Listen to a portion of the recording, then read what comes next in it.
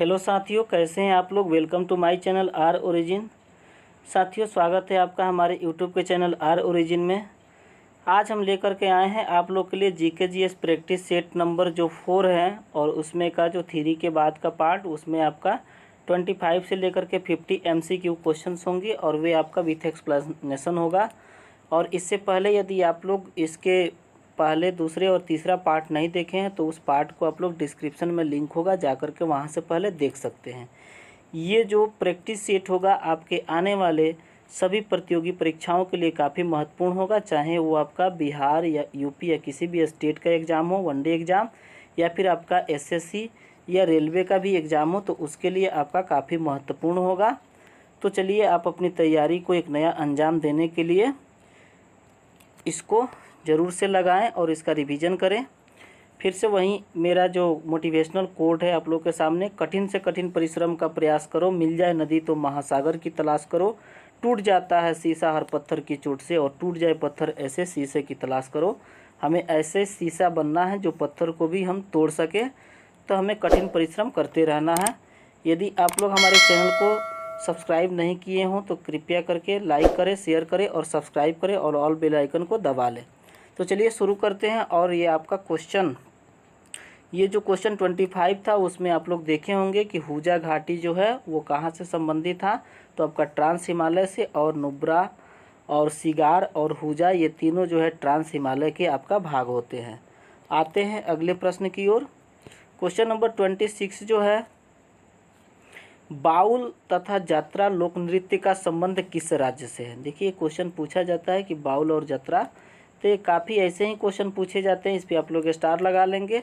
तो इसका संबंध जो है लोक नृत्य आपका पश्चिम बंगाल से इसका संबंध होता है। ठीक है, बाउल यात्रा लोक नृत्य का संबंध पश्चिम बंगाल से, जबकि यक्षगान कारगा नृत्य का संबंध जो होता है आपका कर्नाटक से होता है। तो उसके साथ साथ ये भी आप लोग ध्यान रखेंगे। आते हैं अगले प्रश्न की ओर। अगला प्रश्न है आपका अस्नेल का नियम। ठीक है, अस्नेल का नियम संबंधित है। तो अस्नेल का नियम सबको पता होगा कि ये प्रकाश के अपवर्तन से संबंधित होता है। इसका करेक्ट आंसर बी हो जाएगा। और अस्नेल का नियम जो होता है सबको पता है कि साइन आई बटे में साइन आर बराबर होता है के। ठीक है, ये कांस्टेंट होता है। अस्नेल ने इसको दिया था, इसलिए इसे अस्नेल का नियम कहते हैं।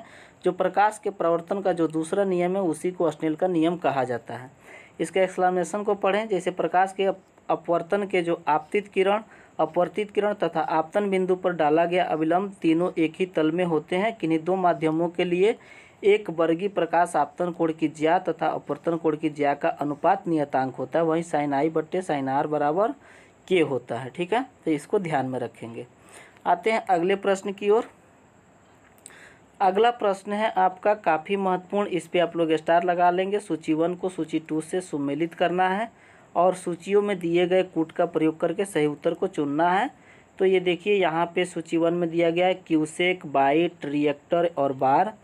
तो हम इसका जो मैच कराएंगे तो क्यूसेक का क्या हो जाएगा आपका प्रवाह की दर, और उसके बाद बाइट का क्या हो जाएगा तो कंप्यूटर, बाइट जानते हैं कंप्यूटर की मेमोरी होती है। उसके बाद में आपका कंप्यूटर की मेमोरी से संबंधित है रिएक्टर, जो हो जाएगा आपका भूकंपीय तीव्रता के मापने के लिए रिएक्टर का प्रयोग किया जाता है। बार जो होता है दाब का मात्रक होता है। ठीक है, तो आप लोग याद रख सकते हैं इसको। इसका करेक्ट आंसर हो जाएगा ऑप्शन नंबर सी। ठीक है, आते हैं अगले प्रश्न की ओर। क्वेश्चन नंबर 28 जो है, कोका कोला जैसे शीतल पेयों में क्या पर्याप्त मात्रा में पाया जाता है। ठीक है, तो कोका कोला बहुत लोग पीते हैं तो उसमें कैफीन पर्याप्त मात्रा में पाया जाता है। और सबको पता होगा निकोटीन जो है वो आपका चाय में पाया जाता है। टैनिक जो है आपका किस में पाया जाता है, तो टैनिक अम्ल जो है आपका कॉफ़ी में पाया जाता है। उसके बाद शीतल पेयों में जैसे कोल्ड ड्रिंक, जैसे कोका कोला में कैफीन नमक एल्कोलाइड की मात्रा पर्याप्त मात्रा में पाया जाता है। और निकोटीन तंबाकू के पत्तियों में उपस्थित होता है, और चाय में भी निकोटीन पाया जाता है। ठीक है, तो ये महत्वपूर्ण क्वेश्चन है, आप लोग याद रखेंगे। आते हैं अगले प्रश्न की ओर। परमाणु नाभिक का अव्यय है। ठीक है, परमाणु नाभिक के कौन कौन से अव्यय होते हैं, तो आपका परमाणु के नाभिक में नारायण प्रसाद रहते हैं, आप लोग याद रखेंगे। N+P। ठीक है, न्यूट्रॉन और प्रोटॉन रहता है, इसका करेक्ट आंसर ए हो जाएगा। और इलेक्ट्रॉन जो होता है सबको पता होगा कि इलेक्ट्रॉन जो है बाहर कक्षा में चक्कर लगाता है। तो ये परमाणु का नाभिक सूक्ष्मतम कण होता है जिसमें द्रव्य के गुण विद्यमान रहते हैं। परमाणु के नाभिक में प्रोटॉन न्यूट्रॉन रहते हैं और रहता है, और प्रोटॉन पर धनावेशी तथा न्यूट्रॉन पर कोई आवेश नहीं होता है। ठीक है, और ये भी पूछा जाता है कि परमाणु का नाभिक धनावेशित होता है ऋणावेशित होता है कि क्या होता है, तो परमाणु का नाभिक हमेशा धनावेशित होता है। ठीक है, एटॉमिक न्यूक्लियस का ये फिगर आप लोग देख सकते हैं यहाँ पे। उसके बाद आते हैं अगले प्रश्न की ओर। 31 कह रहा है कि पदार्थ का परमाणविक सिद्धांत सर्वप्रथम किसने दिया था। तो पदार्थ का जो परमाणविक सिद्धांत है वो सर्वप्रथम देने वाले जो साइंटिस्ट थे वो आपका जॉन डाल्टन थे, और रदरफोर्ड ने भी दिया था। ठीक है, रदरफोर्ड एटॉमिक स्ट्रक्चर को दिया था, परमाणु मॉडल दिया था। उसके बाद जे थॉमसन, सबको पता होगा कि जे थॉमसन ने भी खोज किया था। इलेक्ट्रॉन का खोज किसने किया था, जे थॉमसन। और उसके बाद प्रोटॉन का रदरफोर्ड किए थे, और उसके बाद न्यूट्रॉन का जेम्स चैडविक किए थे। बोर ने भी अपना बोर-ब्यूरी स्कीम दिया था। पदार्थों का परमाणुविक सिद्धांत का प्रतिपादन सर्वप्रथम जॉन डाल्टन ने किया था, तो ये आप लोग देख सकते हैं यहाँ पे। ठीक है, उसके बाद आते हैं अगले क्वेश्चन की ओर। नेक्स्ट क्वेश्चन, लोहा का सबसे शुद्धतम रूप कौन सा होता है। काफ़ी महत्वपूर्ण क्वेश्चन, इस पे स्टार लगा लेंगे। तो लोहा का सबसे शुद्धतम रूप जो होता है आपका पिटवा लोहा होता है। ठीक है, और पिटवे लोहे को यदि हम बात करें तो सबसे शुद्धतम रूप है। इसमें कार्बन की मात्रा जो होती है 0.12% से लेकर के 0.25% के बीच में होती है। ठीक है, पिटवा लोहा, यहाँ पे इसका जो सिंबल होता है Fe होता है, और इसका परमाणु क्रमांक जो है 26 होता है। ठीक है, परमाणु भार की बात कर ले तो इसमें 55 इसका परमाणु भार होता है। उसके बाद आते हैं अगले प्रश्न की ओर। ये है आपका चिली सॉल्ट पीटर। ठीक है, चिली सॉल्ट पीटर का आप लोग नाम सुने होंगे। ये इसका रासायनिक सूत्र क्या होता है, तो NaNO3 होता है। ठीक है, सोडियम नाइट्रेट इसका रासायनिक नाम होता है। इसका स्ट्रक्चर है, ये देख सकते हैं, चिली सॉल्ट पीटर। और Chile saltpetre sodium nitrate को कहते हैं, पोटेशियम नाइट्रेट को नाइटर या सोरा कहा जाता है। ठीक है, KNO3 को नाइटर या सोरा कहा जाता है, पोटेशियम कार्बोनेट को K2CO3 को पर्ल S कहा जाता है। तो इससे पूछने वाले जो आपके प्रश्न बनते हैं एग्जाम में वो आपका नाइट्रेट बनता है जिसको नाइटर सोरा, और potassium carbonate K2CO3 Perl S भी बनता है। तो ये आप लोग ज़रूर ध्यान रखें। उसके बाद आते हैं अगले प्रश्न की ओर।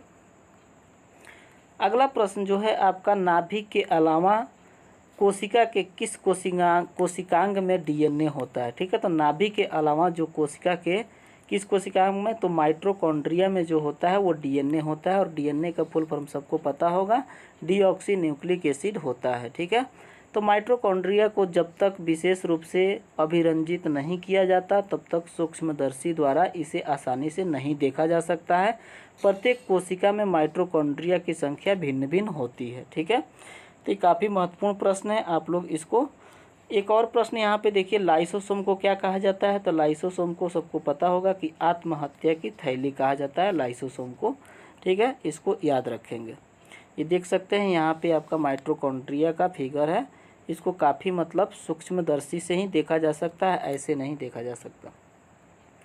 अगला प्रश्न है आपका, मेरुदंड में कितनी हड्डियाँ होती है। तो सबको पता है कि जो ये मेरुदंड होता है यही आपका मेरुदंड है, और इसमें जो हड्डियों की कुल संख्या होती है आपका 33 होता है। ठीक है, स्पाइनल कोड में। और ये आपका मेरुदंड में 33 हड्डियाँ होती है, और ग्रीवा कासारुआ में जो होता है 7 होता है, वक्ष प्रदेश में जो होता है 12 होता है, कमर में 5 हड्डी होता है, कटी प्रदेश में जैसे होता है 5 होता है, और कोक्सीजियल में 4 होता है। कुल मिलाकर के 33 हड्डियाँ, इसको सबको आप ऐड करेंगे तो आपका कितना हो जाएगा, ये 33 हड्डी आपका कुल आएगा। ठीक है, तो इसको ध्यान में रखेंगे। उसके बाद आते हैं नेक्स्ट क्वेश्चन, क्वेश्चन नंबर 36 जो है वो है आपका, केसर मसाला बनाने के लिए पौधों को निम्न में से कौन सा भाग उपयोग में लाया जाता है।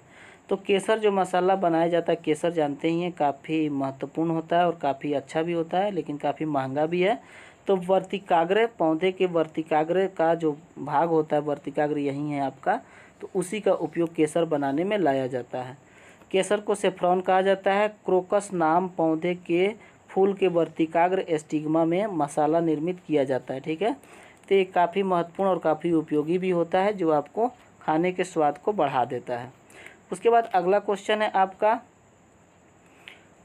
फुफ्फुसधुलिमीयता जो है, जिसको कहते हैं न्यूमोनिकोनियोसिस, ठीक है, न्यूमोकोनियोसिस से वे ग्रसित होते हैं जो निम्न उद्योगों में काम करते हैं। तो कोयला खनन उद्योग में काम करने वाला इसका करेक्ट आंसर हो जाएगा। जो भी कोयला उद्योग में काम करते हैं उनको न्यूमोकोनियोसिस हो जाता है।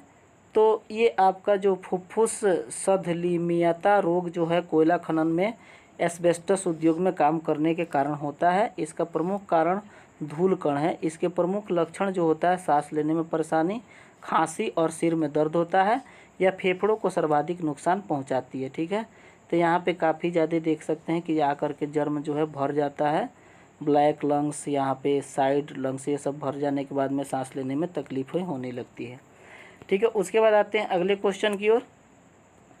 शारदा अधिनियम किससे संबंधित है? तो शारदा अधिनियम जो है वो पहले जो लड़कियों की उम्र काफ़ी कम उम्र में ही विवाह कर दिया जाता था, तो ये बाल विवाह से संबंधित है। आपका काफ़ी महत्वपूर्ण प्रश्न है, इसको ध्यान में रखेंगे।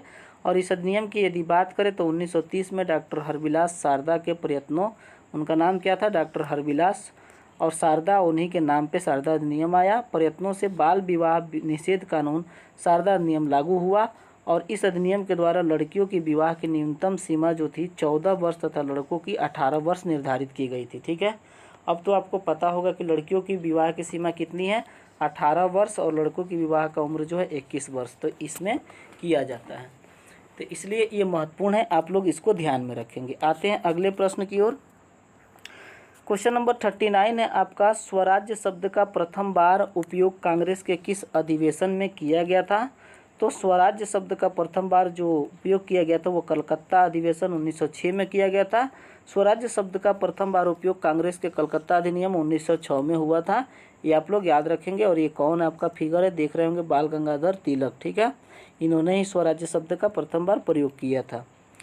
उसके बाद सूरत अधिनियम आप लोग को पता होगा 1907 में, और सूरत अधिनियम की मुख्य बातें क्या है, तो नरम दल और गरम दल में विभाजित हो गई थी, तो ये आप लोग जरूर याद रखेंगे।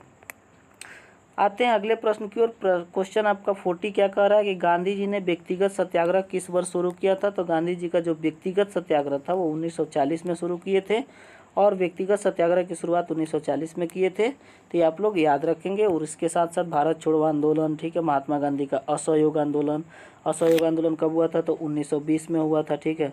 भारत छोड़ो आंदोलन आपका कब हुआ था? 1942 में हुआ था, ठीक है। तो ये क्वेश्चन आपके बनते हैं। गांधी इरविन समझौता 1931 में हुआ था। चौरी चौरा कांड कब हुआ था? 1905 फरवरी 1922 को हुआ था, ठीक है। सविनय अवज्ञा आंदोलन की शुरुआत कब हुई थी? तो 1930 में सविनय अवज्ञा आंदोलन की शुरुआत हुई थी। गांधी जी द्वारा किया जाने वाला जो और सफल जो आंदोलन था वो 1917 में आपका चंपारण सत्याग्रह था। 1918 में खेड़ा आंदोलन था, ठीक है, जो गुजरात में आपका अहमदाबाद से शुरू हुआ था। तो ये आपको महत्वपूर्ण प्रश्न बनते हैं, याद रखेंगे। उसके बाद आते हैं अगले प्रश्न की ओर। क्वेश्चन नंबर आपका 41 है, त्रिपुरी संकट के बाद कांग्रेस का अध्यक्ष किसे चुना गया? तो ये प्रश्न इसलिए इम्पोर्टेंट बन जाते हैं कि त्रिपुरी संकट के बाद डॉक्टर राजेंद्र प्रसाद जी को, जो भारत के प्रथम राष्ट्रपति बने थे, उन्हीं को चुना जाता है, और कांग्रेस की अध्यक्षता का भार इन्हीं को सौंपा जाता है, जो बिहार के रहने वाले हैं, और जानते ही हैं इनको देश रत्न के नाम से जाना जाता है। उसके बाद आते हैं अगले प्रश्न की ओर। क्वेश्चन नंबर 42 है, शतपथ ब्राह्मण किस ग्रंथ और किस वेद से संबंधित है? तो शतपथ ब्राह्मण का जो संबंध है आपका यजुर्वेद से है, और शतपथ एवं तैत्तिरीय ब्राह्मण का संबंध यजुर्वेद से होता है, तो आप लोग इसको ध्यान रखेंगे। अगला प्रश्न है आपका, कथा सरित सागर की रचयिता कौन है? ठीक है, काफ़ी महत्वपूर्ण प्रश्न है। कथा सरित सागर के रचयिता जो है वो आपका सोमदेव है, ये देख सकते हैं। और सोमदेव कथा सरित सागर के रचयिता थे। इस रचना से मौर्य काल के विषयों में जानकारी मिलती है, ठीक है। तो यदि क्वेश्चन आपसे पूछा जाता है कि मौर्य काल के विषयों में जानकारी किससे मिलता है, तो कथा सरित सागर से। और कौन है इसके रचयिता? तो सोमदेव है, याद रखेंगे। आते हैं अगले प्रश्न की ओर। क्वेश्चन नंबर 44 कह रहा है कि कौन सा हड़प्पा स्थल घग्गर नदी के किनारे स्थित है? तो इसमें जो हड़प्पा स्थल है आपका कालीबंगा जो है वो आपका घग्गर नदी के किनारे स्थित है, और कालीबंगा घग्गर नदी के किनारे स्थित है। चाहुंदड़ो सिंधु और बनमाली सरस्वती नदी के किनारे है। इसके साथ साथ ये भी प्रश्न याद रखेंगे, चाहुंदड़ो सिंधु और बनमाली जो है सरस्वती नदी के किनारे हैं, ठीक है। तो हड़प्पा सभ्यता में जो प्रमुख उत्खनन हुए थे वो आपका हड़प्पा, मोहनजोदड़ो, चाहुंदड़ो, कोटदीजी, रोपड़, लोथल, ठीक है। उसके बाद कालीबंगा और ये बनवाली, ये सारे जो है ये किस किस नदी के किनारे, तो उसमें से महत्वपूर्ण आपका हड़प्पा, कालीबंगा और चाहुंदड़ो सिंधु और बनावाली सरस्वती नदी के किनारे, इसको कम से कम ज़रूर याद रखें। उसके बाद आते हैं अगले प्रश्न की ओर। क्वेश्चन नंबर 45 है, जो उदयन था वो किस वंश का शासक था। तो सबको पता होगा कि उदयन जो था, उदयन ने वो पटना की स्थापना उदयन ने ही किया था, ठीक है। और ये जो किस वंश का संस्थापक था, तो ये हर्यक वंश का आपका संस्थापक था, ठीक है। तो आप लोग याद रखेंगे, उदयन हर्यक वंश का शासक था। उसने गंगा तथा सोन नदियों के संगम तट पर पाटलिपुत्र नामक नगर की स्थापना की थी। उसे अपनी राजधानी ही बनाया था और वहीं पाटलिपुत्र जो आज वर्तमान में हम पटना कहते हैं, ठीक है। उसके बाद आते हैं अगले प्रश्न की ओर। क्वेश्चन नंबर 46 क्या कह रहा है, अमरबेल निम्नलिखित में से किसका उदाहरण है। तो अमरबेल जो होता है वो परजीवी का उदाहरण होता है। अमरबेल एक परजीवी पादप है। पादप जानते हैं, पेड़ पौधों से संबंधित। अमरबेल में क्लोरोफिल नहीं होता है। ये अपना भोजन उस पादप से प्राप्त करते हैं जिस पर ये आरोहित होते हैं। जिस पर ये आरोहित होते हैं वह पादप परपोषी कहलाते हैं। अमरबेल जैसे पादप परपोषी अमूल्य पोषकों से वंचित करते हैं, अतः इन्हें परजीवी कहा जाता है। देखिए अमरबेल जो होता है उसको परपोषी का मतलब क्या होता है कि जो दूसरों पर आश्रित रहता है, मतलब अपना भोजन स्वयं न बना करके, मतलब दूसरे पर जो आश्रित रहता है उसको हम परपोषी कहते हैं। और स्वपोषी किनको कहा जाता है, तो जो अपना भोजन स्वयं बनाते हैं उनको स्वपोषी कहा जाता है, ठीक है। तो इस तरह से आपका ये प्लांट होते हैं कुछ, ये अमरबेल या कैक्टस कास्कुटा जिसको कहा जाता है उसका पौधा है, ठीक है। तो इसको यदि पूछता है तो ये क्या कौन से पादप होते हैं, तो परपोषी होते हैं। उसके बाद आते हैं अगले प्रश्न की ओर। क्वेश्चन नंबर 47 है आपका, पादपों में जल का परिवहन होता है। तो पादपों में जल का परिवहन जो होता है वो जाइलम के द्वारा होता है।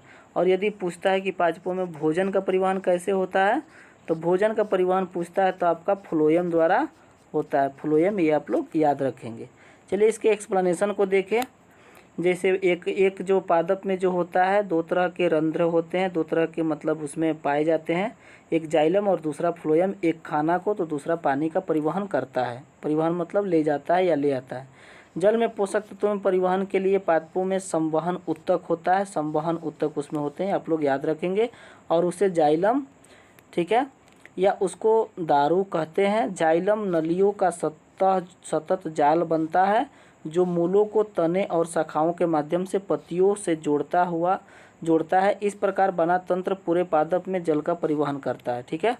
तो जाइलम जो है वो क्या करता है, पत्तियों से शाखाओं को जोड़ने का काम करता है और ये पानी का परिवहन करता है। फ्लोएम क्या करता है, तो फूड का परिवहन करता है। उसके बाद आते हैं अगले प्रश्न की ओर। ये है आपका, मेढक निम्नलिखित में से किसके द्वारा श्वसन करते हैं। तो मेढक जो है वो मेढक सब जानते होंगे कि मेढक जो होता है वो आपका फेफड़ा और त्वचा दोनों द्वारा ये श्वसन करते हैं। तो इसका करेक्ट आंसर हो जाएगा बी और सी।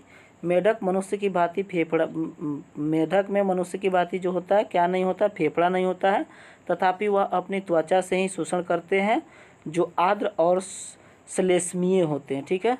तो उनके पास जो त्वचा होता है उसी से अपना श्वसन वो कर लेते हैं। यहाँ पे देख सकते हैं इसके पास कोई नोस्ट्रिल नहीं होता और ये अपने त्वचा से जो उसी से अपना श्वसन का काम करते हैं। Breathing organs of the frog, ठीक है। उसके बाद आते हैं अगले प्रश्न की ओर।